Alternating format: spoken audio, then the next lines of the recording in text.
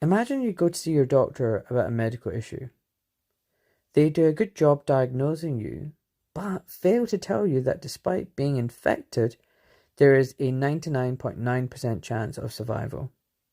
They also fail to mention some simple remedies that you can take at home. Instead, they tell you that you should be scared and that you are in fact a danger to yourself and your family and society as a whole unless you take their medical treatment.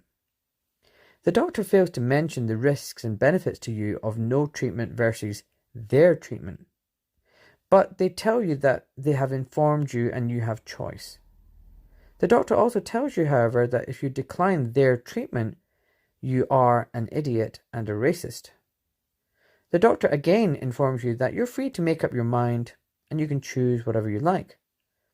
But if you don't take their medical treatment there and then, you will end up being fired from work and lose your career, livelihood, and ability to support yourself and your family.